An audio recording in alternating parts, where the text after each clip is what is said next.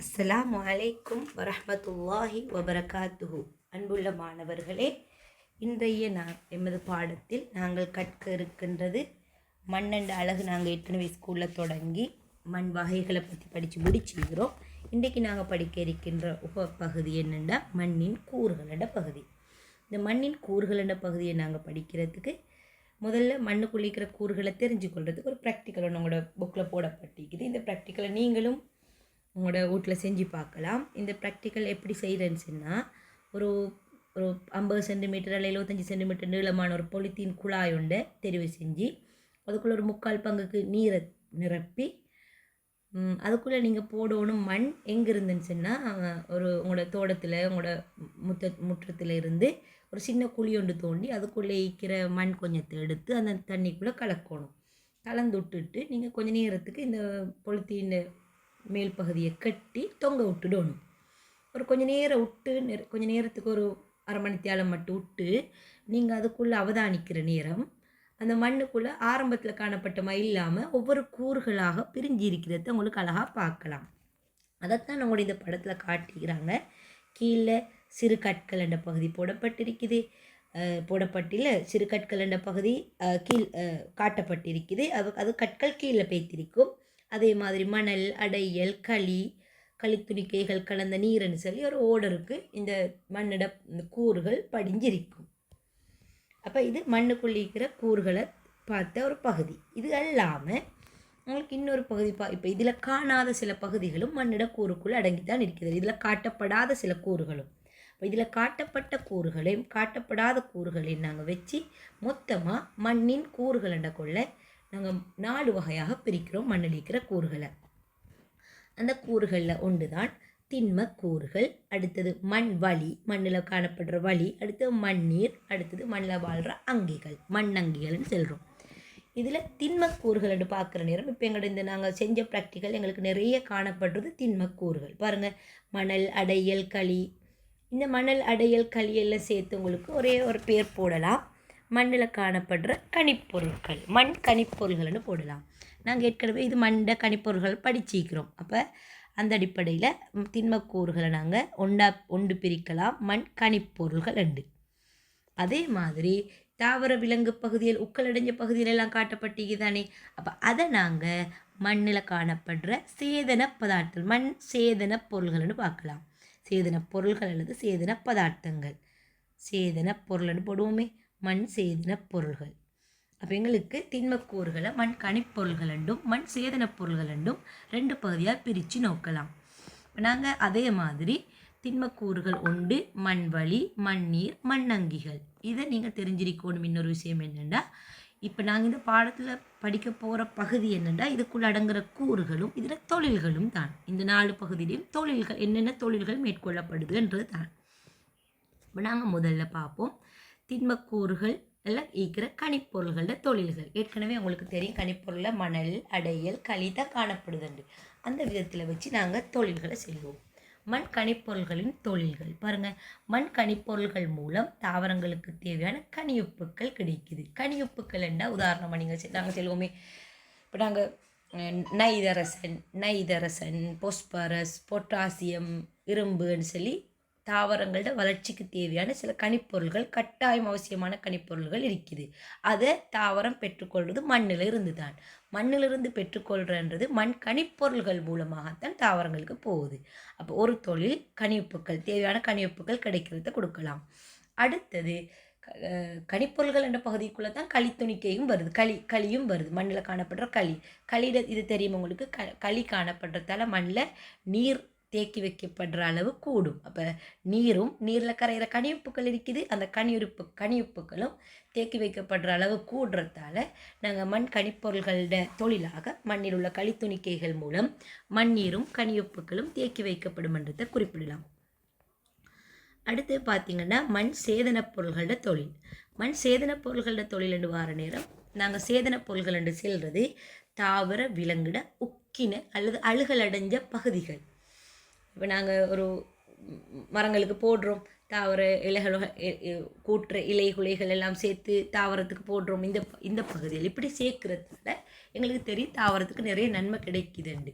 அப்போ அந்த அந்த உக்கல்கள் அந்த அழுகலடைந்த பொருள்கள் என்ற சேதன பொருள்கள், அதைத்தான் சேதன பொருள் என்றோம்.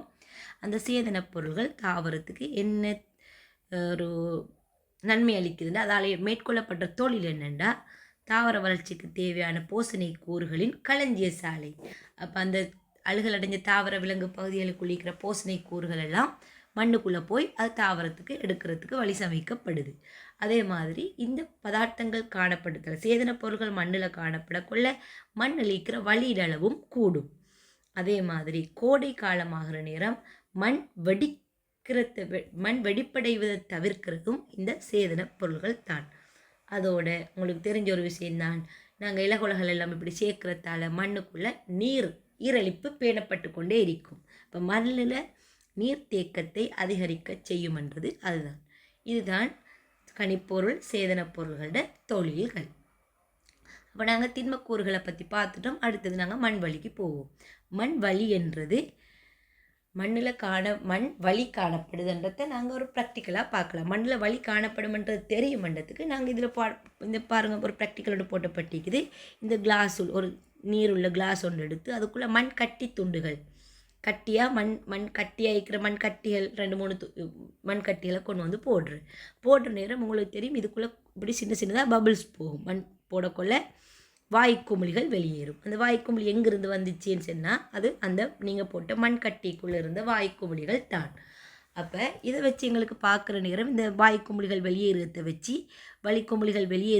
எங்களுக்கு சொல்லலாம் மண்ணில் வலி காணப்படுது அண்டு.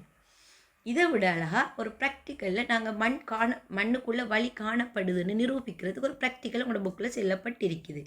இந்த ப்ராக்டிக்கல் என்னன்னு சொன்னால் இது எல்லாமே உங்களுக்கு வீடுகளில் செஞ்சு பார்க்க வேண்டிய ப்ராக்டிக்கல்ஸ் தான். நீங்கள் தாராளமாக செஞ்சு பார்க்கலாம். இதெல்லாம் செஞ்சு பார்க்குறது தான் நல்லா இருக்கும். இதில் பாருங்கள், ஒரு பொட்டிலில் நான் ஒரே மாதிரியான பொட்டில் எடுத்து 2 பொட்டில் எடுத்தால் சரி, அந்த 2 பொட்டிலில் ஒன்றில் 4 சென்டிமீட்டர் உயரத்துக்கு மண் போடப்பட்டிருக்குது. அதே மாதிரி இன்னொரு பொட்டிலில் 4 சென்டிமீட்டர் உயரத்துக்கு நீர் எடுக்கப்பட்டிருக்குது.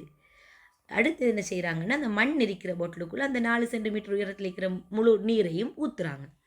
ஊற்றினா இப்போ 2 உயரமும் சேரக்குள்ள நீங்கள் நினைப்பீங்க 8 சென்டிமீட்டர் உயரத்துக்கு இந்த இது வரணுமெண்டு.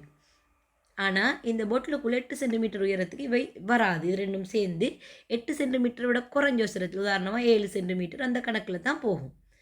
அந்த 8 சென்டிமீட்டரை விட குறையிறதுக்கு காரணம் அப்போ ஏற்கனவே அதுக்குள்ளே வேறு இடம் ஒன்று இருந்திருக்கணும்.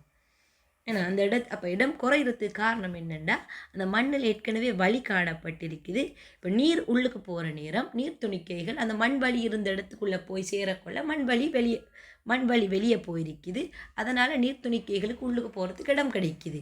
இதன் மூலமாக மொத்தமாக வரப்போகிற அந்த உயரம் என்ன செய்யப்படுது, கடவளவு குறையிறத்தால் அந்த உயரம் அப்படியே குறையுது. அப்போ உயரம் குறைஞ்சதுக்கு காரணம் எங்களுக்கு இங்கே நிரூபிக்கலாம், மண்ணில் வலி காணப்படுது என்றதை நிரூபிக்கலாம். அப்போ 2 ப்ராக்டிக்கலையும் வச்சு உங்களுக்கு மண்ணில் வலி காணப்படுறது நிரூபிக்கிறதுக்கு ஒரு பரிசோதனையாக இது 2ஐயும் நாங்கள் காட்டலாம். மண் வலியோட தொழில்களை பார்த்தோம்டா, மண்ணில் காணப்படுற வலியால் என்ன தொழில்கள் மேற்கொள்ளப்படுதுண்டா உங்களுக்கு தெரியும். தாவரம் சுவாசிக்குது, தாவர இலைகள் தாவர பகுதிகள் சுவாசிக்கிற மாதிரி தாவர வேரும் சுவாசிக்கும். இப்போ தாவர வேர் மண்ணுக்குள்ளே இருக்குது, மண்ணுக்குள்ளே இருக்கிற தாவர வேருக்கு சுவாசிக்கிறதுக்கு அப்போ ஆக்சிஜனை பெற்றுக் கொடுக்கறது மண் வலி. அப்போது முதலாவது காட்டப்பட்டிருக்குது வேர்களுக்கு தேவையான ஆக்சிஜன் பெற்றுக்கொள்ளப்படுறத. அடுத்தது வித்தொன்று முளைக்கிற நேரம், மண்ணுக்குள்ளே ஒரு வித்தொன்று முளைக்கிற நேரம், வித்து முளைக்க ஸ்டார்ட் ஆகிற நேரம் அது சுவாசத்தை நிகழ்த்தும். அந்த நேரத்துலேயும் அதுக்கு கட்டாயம் ஆக்சிஜன் தேவை. அப்போ அந்த ஆக்சிஜன் அதுக்கு கிடைக்கிறது மண்ணுக்குள்ளே இருக்கிற வலியில் இருந்து. அடுத்தது மண்ணில் நிறைய வலி காணப்படுற நேரம் மண் நெகிழ்வடைய செய்யக்கூடிய இடைவெளிகளை கொண்டிருக்கிறதால மண்ணுக்கு ஒரு நெகிழ்வடைய செய்யக்கூடிய ஒரு இயல்பு காணப்படுது. இப்போ மண் அமைப்பை நெகிழ்வடைய செய்வதும் மண் வலியின் ஒரு தொழில் தான். அடுத்ததாக பார்த்தீங்கன்னா நாங்கள் மண்ணில் காணப்படுற 3வது கூறு மண்ணீர். இப்போ நீங்கள் இந்த வீடியோ பார்க்குற நேரம் உங்களுக்கு தேவையான இடத்துல நீங்கள் போஸ்ட் பண்ணி தேவையானது பார்த்து கொண்டுட்டு திரும்ப தொடர்ச்சியாக போகலாம். அடுத்தது மண்ணீர், மண்ணில் நீர் காணப்படுதுன்றதை பரிசோதிக்கிற ஒரு பரிசோதனை உங்களோட புக்கில் உங்களோட இந்த ஸ்க்ரீனில் ஒரு பரிசோதனை காட்டப்பட்டிருக்குது பாருங்கள். ஒரு சோதனை குழாயில் ஒரு மண் கொஞ்சம் எடுத்து அதை என்ன செய்கிறாங்க, சுவாலியில் பிடிக்கிற நெருப்பில் பிடிக்கிற. அப்போ அதுக்குள்ளே இருந்து நேரடியாக நீங்கள் பெரிய பெரிய நிறைய தண்ணி வெளியே போகிறத பார்க்காட்டியும் நீர் ஆவி வெளியே போகிறத பார்ப்பீங்க. நீர் ஆவி வெளியே போகிறதால இந்த சோதனை குழாயிட சுவர் பகுதியிலெல்லாம் ஈரம் படிஞ்சிருக்கிறத பார்ப்பீங்க. அப்போ இதன் மூலமாக எங்களுக்கு செல்லலாம் இந்த பரிசோதனையில் மண்ணுக்குள்ளே இருக்கிற நீர் தான் வெளியேறி இருக்குது, ஆகவே மண்ணுக்குள்ளே நீர் காணப்படும் உண்டு. ஆனால் பரிசோதனை ரீதியாக நிரூபிக்கக்குள்ள எங்களுக்கு ஒரு சிக்கல் வார் என்னென்னா அது வெளியேறினது ஒரு திரவமாக இல்லை நீர் தானாண்டு நிரூபிக்கிறதுக்கு. வேறு எதுவும் திரவங்களாக இருக்குமான்னு யாருக்கும் பிரச்சனை வரலாம். இப்போ நீர்த்தான் என்றதை நிரூபிக்கிறதுக்கு எங்களுக்கு ஒரு வழி ஒன்று இருக்குது. நீர்த்தான்ன்றதை நாங்கள் எப்படி நிரூபிக்கிறோம்னு சொன்னால், ஆய்வுக்கூடத்தில் ஒரு பதார்த்தம் பயன்படுத்துகிறோம், செப்பு சல்பேட்டு அண்டு. இதை நாங்கள் ஊடுகள்லையும் இது பயன்படுத்துகிற நேரம் பல்வேறு தேவைகளுக்காக பயன்படுத்தப்படுது. ஊடுகள் அப்படி பரவலாக பயன்படுத்தப்படுறோன்னு இல்லை, அப்படி பயன்படுத்துகிற நேரம் இதுக்கு நாங்கள் செல்வது இந்த செப்பு சல்பேட்டுக்கு இது ஒரு நாங்கள் இது குறியீடாக நாங்கள் சொன்னால் CuSO4 செப்பு சல்ஃபேட்டோட ரசாயன குறியீடு. இது நாங்கள் பேச்சு வழக்கில் பல்மாணிக்கம்னு சொல்கிறோம். இதை நாங்கள் பல்மாணிக்கம்னு சொல்கிறோம். உங்களோட ஊடுகளில் உம்மாட்ட கேட்டு பார்த்தா தெரியும், பல்மாணிக்கம்னு சொல்கிறோம். இந்த பல்மாணிக்கம் கடையில் வாங்குகிற நேரம் நீல கலரில் காணப்படும். ஆனால் இதே பல்மாணிக்கத்தை நீங்கள் சூடாக்கினீங்கண்டா, இதில் வச்சு சூடாக்கினீங்கண்டா அது வெள்ளை கலராக மாறும். அதாவது அந்த வெள்ளை கலராக மாறினத்தை நீங்கள் சும்மா திரும்ப கொஞ்ச நேரத்துக்கு திறந்து வச்சிங்கன்னா கொஞ்சமாக நீல கலராக மாற தொடங்கும். ஏனண்டா அது வழியில் இருக்கிற நீராவியை உறிஞ்சிற நேரம் தான் அந்த நீல கலர் வாருது. வழியில் இருக்கிற நீராவியை உறிஞ்சி காணப்படக்குள்ள அது நீல கலரில் இருக்கும். மற்றபடி அதை சூடாக்கி நீராவியெல்லாம் வெளியேறினாண்டா அதில் கலர் வெள்ளை. இப்போ நீங்கள் பரிசோதனைக்கு எடுக்க வேண்டியது அந்த வெள்ளை கலரில் இருக்கிற, நீங்கள் பரிசோதனைக்கு எடுக்க வேண்டியது வெள்ளை கலரில் இருக்கிற இதை பல்மாணிக்கத்தை செப்பு சல்பேட்டு. அப்போ அந்த வெள்ளை கலரில் இருக்கிற செப்பு சல்பேட்டை கொண்டு வந்து நீங்கள் இந்த சோதனை குழாயோட ஓரத்தில் படிஞ்சிக்கிற ஈரத்தில் போட்டு பார்க்குறீங்க. அப்படி போட்டு பார்க்குற நேரம் அது நீல கலராக மாறிச்சுன்னு சொன்னால் செப்பு சல்பேட்டை வெள்ளை கலரில் நிறமற்ற வெள்ளைண்டா நிறமற்றதுன்னு கூட சொல்லலாம். நிறமற்ற செப்பு சல்பேட்டை நீல கலராக மாற்றுறது எது? இந்த நீர்த்தான் நீல கலராக மாற்றும். ஆகவே நிறமற்ற செப்பு சல்பேட் நீல கலராக மாறுவதிலிருந்து எங்களுக்கு உறுதி செய்யலாம் அந்த இப்போ நாங்கள் சூடாக்குற நேரம் வெளியே போனது நீர்தான். ஆகவே முடிவு பண்ணலாம் மண்ணில் நீர் அடங்கி உள்ளது. அதுதான் நாங்கள் மண்ணீரடு சொல்கிறோம். அப்போ மண்ணில் காணப்படுற இந்த நீரால் மேற்கொள்ளப்படுற தொழில்களை பாருங்கள். உங்களுக்கு தெரியும், மண்ணங்கிகளும் தாவரங்களும் உயிர் வாழ்வதற்கு உதவும். தாவரம் ஒளித்தொகுப்பு செய்யக்குள்ள நீர் தேவை. அப்போ கட்டாயம் அதுக்குரிய நீர் அதில் கிடைக்குது. மண்ணங்கிகளுக்கும் அது வாழ்கிறதுக்குரிய ஊடகமாக ஈரழிப்பு கொடுக்கறதுக்கு அது எல்லாமே மண்ணீர் வழங்குது. மண்ணீர் செய்கிற தொழில்கள். அடுத்து மண்ணின் வெப்பநிலையை கட்டுப்படுத்தும். மண்ணில் இப்போ சூரிய வெப்பத்தால் மண்ணும் சூடாகிற நேரம், ஆனால் மண்ணுக்குள்ளே இருக்கிற ஈரம் என்ன செய்யுது? மண்ணோட வெப்பநிலை அந்த அளவில் கூடிக்கொண்டு போகாமல் கட்டுப்படுத்தப்படுது. அடுத்தது தாவரங்களில் ஒளித்தொகுப்பு செயல்முறைக்கான முக்கிய மூலப்பொருள். அது பிரித்து கொடுத்திருக்கிற தாவரங்களும் விலங்குகளும் உயிர் வாழ்வதற்கு உதவும் என்று கொடுத்துட்டு ஒளித்தொகுப்புக்குரிய முக்கிய மூலப்பொருளாக காணப்படும் என்றதையும் மண்ணீரோட இன்னொரு தொழிலாக செல்லப்பட்டிருக்குது. இது மூணும் தான் மண்ணீரோட தொழில்கள். அடுத்ததாக கடைசி தலைப்பு எங்கட மண்ணங்கிகள் என்ற தலைப்பு எங்களுக்கு இருக்குது. மண்ணங்கிகள்ன்றது மண்ணில் வாழ்கிற அங்கிகள். உதாரணமாக நீங்கள் ஒரு மரத்தண்டின் ஒரு பிரதேசத்திலிருந்து இல்லாட்டி ஒரு கல்லுக்கு அடியிலிருந்து மண் கொஞ்சம் தெடுத்துன்னு வைங்களேன், சும்மா எல்லா மண்ணிலையும் பார்க்குற நேரம் எங்களுக்கு அவதானிக்கிறது கஷ்டமாக இருக்கும். ஒரு பாறை, ஒரு கல்லொண்டுக்கு கீழே, பெரிய கல்லொண்டுக்கு கீழே இருக்கிற மண் கொஞ்சம் தெடுத்துன்னு சொன்னால் அதுக்குள்ளே என்னென்ன உயிரினங்கள் இருக்குமென்றது உங்களால் பார்க்கணும்.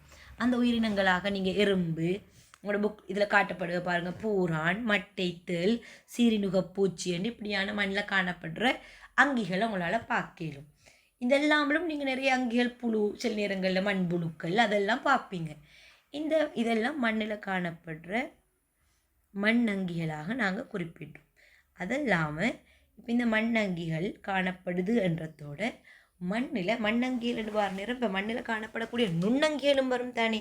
அப்போ மண்ணில் நுண்ணங்கிகள் காணப்படுமான்றதை நாங்கள் அதையும் டெஸ்ட் பண்ணலாம். அதை டெஸ்ட் பண்ணுறதுக்குரிய ஒரு பரிசோதனையாக இங்கே ஒரு பரிசோதனை காட்டப்படுது பாருங்கள். இந்த பரிசோதனையில் என்ன செய்கிறாங்கன்னு சொன்னால், நன்கு கொதித்த பால் முதல்ல அந்த பரிசோதனைக்காக நாங்கள் 2 சோதனை குழாய்களுக்குள்ளே கொதித்து ஆற வைக்கப்பட்ட பாலாய்க்கள் கொதித்த பாலை எடுக்கணும். கொதித்து ஆற வைக்கப்பட்ட பால் அப்போ கொதித்த பாலுக்குள்ளே நுண்ணங்கியெல்லாம் அழிவடைஞ்சிடும். நன்கு கொதிக்கணும். நன்கு கொதிக்கிற நேரம் பாலுக்குள்ளே எந்த நுண்ணங்கியலும் காணப்படாது. அந்த கொதித்து ஆற வைக்கப்பட்ட பால் ஒரே அளவு எடுத்து இந்த பாலுக்குள்ளே நீங்கள் போடணும். ரெண்டுக்குள்ளேயும் ஒரே அளவு எடுத்துட்டு ஒன்றுக்குள்ளே போடணும். மண் எடுத்து ஒரு மண் பகுதியை நீங்கள் நல்லா சூடாக்கணும். நல்லா வெப்பம் ஏற்றணும். மற்ற மண் பகுதியை சூடாக்கக்கூடாது. இப்போ நல்லா சூடாக்கப்பட்ட மண் பகுதி எடுத்து நீங்கள் என்ன செய்கிறீங்கன்னு சொன்னால், அந்த ஒரு சோதனை குழாய்க்குள்ளே போடுறீங்க. அப்போ அதுக்குள்ளே நல்லா சூடாக்கப்பட்ட மண்ணை போடுறீங்க. அடுத்தது சூடாக்கப்படாத மண்ணை போடுறீங்க. ஸ்க்ரீனில் பார்த்தீங்கன்னா ஏயில் போடப்பட்டிருக்கிறது நன்கு சூடாக்கப்பட்ட மண், மற்றதில் வெப்பமாக்கப்படாத மண் சூடாக்கப்படாத மண் போடப்பட்டிருக்குது. மேலே ஒரு பஞ்சாலையோ இல்லை தக்கையாலையோ போட்டு அடைக்கணும். என்ற வழியில் இருக்கிற நுண்ணங்கி உள்ளே போகாமல் இருக்கணும். அதுக்காக நாங்கள் பஞ்சாலையோ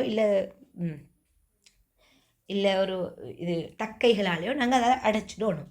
அடைச்சி கொஞ்சம் நேரம் வச்சு பார்த்தோம்னா, கொஞ்சம் நேரம் இல்லை, நீங்கள் ஒரு நாளும் வச்சு பார்க்கலாம். ஆனால் கொஞ்சம் நேரத்திலேயே உங்களுக்கு ஒரு மணித்தியால கணக்கு விட்டு பார்க்குற நேரமே உங்களுக்கு விளங்கிடும். அதுக்குள்ளே ஒரு பகுதி ஃபாஸ்ட்டாக திரட்சி அடைய தொடங்கிக்கும். திரட்சி அடைகிறேன்னு சொல்கிறது கட்டியாகிறது. பால் கட்டிப்பட தொடங்குறது. மண் சேர்ந்தா சும்மாவே பால் கட்டிப்படும். ஏன்னா மண்ணுக்குள்ளே நுண்ணங்கிகள் காணப்படுது. ஆனால் இங்கே ஏலையும் பிலையும் பார்த்தோம்னு சொன்னால், பி தான் விரைவாக திரட்சி அடையும், கட்டிப்படும். பிக்குள்ளே இருக்கிற பால். ஏக்குள்ளே இருக்கிற பால் கட்டிப்படாது. ஆனால் லேட்டாகி மெதுவாக கட்டிப்படலாம். ஆனால் நாங்கள் கொஞ்சம் நேரத்தில் பார்க்குற நேரம் ஃபஸ்ட்டு கட்டிப்பட்டிருக்கிறது பிக்குரியதாக இருக்கும். இப்போ ஏக்குரிய பாலில் கட்டிப்படுதல் தாமதமாகுது. திரட்சி அடைகிறதுக்கு தாமதமாகிறதுக்கு காரணம் அங்கே மண்ணில் நுண்ணங்கிகள் காணப்படாதது தான் சொல்கிறேன். ஏன்னா நுண்ணங்கிகள் காணப்பட்டால் பால் திரட்சி அடையும். இங்கே நுண்ணங்கிகள் காணப்படலைன்றதால பால் திரட்சி அடையாது. திரட்சி அடைய தாமதமாகும். ஆகவே எங்களுக்கு மண்ணில் நுண்ணங்கிகள் வாழுது என்றதை நிரூபிக்கிறதுக்குரிய அழகான பரிசோதனை தான் இந்த பரிசோதனை. இதோடு இப்போ நாங்கள் அடுத்ததாக பார்க்கணும், மண்வாழ் அங்கிகளோட தொழில்கள் என்னன்றது. மண்வாழ் அங்கிகள் என்ன தொழில்களை ஆற்றுது அதை நாங்கள் பார்த்தோம்னா, இதில் இன்னும் மேலும் சில மண்ணில் வாழ்கிற அங்கிகள் உங்களுக்கு காட்டப்பட்டிருக்குது பாருங்கள். எறும்பு, வண்டு, பூரான், தனிக்கல அங்கிகள், ஃபங்கஸ், பாக்டீரியா, அது நுண்ணங்கியே கொடுக்கலாம். மண்வாழ் அங்கினா இப்போ எறும்பு, அப்படி எல்லாம் கொடுக்கணுமென்று இல்லை, நுண்ணங்கிகளையும் சேர்த்து கொடுக்கலாம். நுண்ணங்கிகளும் மண்வாழ் அங்கிகள் தான். மண்வாழ் அங்கிகளால் மேற்கொள்ளப்படுற தொழில்கள் சென்னோம்டா, உங்களுக்கு ஏற்கனவே தெரியும். நீங்கள் சின்ன வகுப்புலேயே படிக்கிறீங்க. மண்புழு விவசாயியின் நண்பன் படிக்கிறேன்னா, இப்போ மண்ணை வளமடைய செய்கிறது தான் மண்புழு. மண்புழும் ஒரு மண்ணங்கி என்றதால் மண்புழு போன்ற மண்ணங்கிகள் வலை தோண்டுவதனால் மண் நெகிழ்ச்சி அடைவதுடன் மண் வலியும் கிடைக்கப்பெறும். மண்ணுக்குள் இடவலி கூடுது, அப்போ மண் வலி கூடுது, அது மண் வளமடையுதுன்னு அர்த்தம். அடுத்தது, பாக்டீரியாக்கள் போன்ற நுண்ணங்கிகளால் தாவர பகுதிகளும் இறந்தாங்கிகளின் உடல்களும் பிரிகையாக்கப்பட்டு மண்ணுக்கு கனிப்பொருள்கள் வழங்கப்படும். இப்போ நாங்கள் ஏற்கனவே சொன்னோம், சேதன பதார்த்தங்கள் சேர்க்கத்தால் மண்ணுக்கு கனிப்பொருள் கனிப்புக்கள் கிடைக்கிறண்டு. ஆனால் அந்த இறந்த தாவர விலங்கு பகுதிகள் மண்ணில் இருந்தால் அது உக்களடைய செய்கிறதுக்கு காரணமானது யார்? பாக்டீரியாக்களும் ஃபங்கஸும். நுண்ணங்கிகள் காணப்படலைன்னு சொன்னால் உக்களடைய செய்யப்படாது. ஆகவே அந்த பாக்டீரியாக்களும் ஃபங்கஸுக்களும் மண்ணில் இருக்கிற அந்த சேதன பதார்த்தங்களை அல்லது உக்களடைய தாவர விலங்கு கழிவுகளை உக்களடைய செய்கிறதால மண்ணுக்கு தேவையான கனிப்பொருள்கள் எல்லாம் கிடைச்சிடும். இது மண்ணங்கிகளோட தொழில்கள். நாங்கள் இன்றைக்கு பார்த்த பாடம் மண்ணின் கூறுகள். அந்த மண்ணின் கூறுகளில் 4 கூறுகளை பற்றி பார்த்து அதில் தன்மைகளையும் பார்த்து அதோட தொழில்களையும் பார்த்திக்கிறோம். இப்போ நீங்கள் இந்த பகுதிக்குள்ளே நீங்கள் இந்த வீடியோவை அவதானித்து விளங்கி கொண்டுட்டு நீங்கள் இதில் பின்னுக்கு காட்டப்பட்டிருக்கிற கேள்விகள் 2ஐயும் செய்யணும். இந்த 2 கேள்விகளும் என்னன்னு சொன்னால், உங்களோட புக்கில் இருக்கிற 2 கேள்விகள் தான் போடப்பட்டிருக்குது. அந்த நான் நம்புகிறேன் இது 2வது கேள்வி. புக்கில் பின்னுக்கு பாருங்கள், பாடம் முடிகிற பகுதியில் 2 பயிற்சிகள் போடப்பட்டிருக்குது. இந்த 2 பயிற்சிகளும் தான் நீங்கள் செஞ்சு முடிக்கப்பட வேண்டியது. இந்த வீடியோவை தான் நிற்கிற நேரம் நீங்கள் உங்களுக்கு தேவையான இடத்துல போஸ்ட் பண்ணி தேவையான மாதிரி நோட்ஸ் எடுக்கணும்டா எடுத்துக்கொண்டு, இல்லை உங்களோட புக்கையும் கூட நீங்கள் பார்த்து இந்த பாடத்தை அழகாக விளையும் கொடுங்க. நாங்கள் இன்னொரு பாடப்பகுதியினூடாக உங்களை சந்திப்போம்.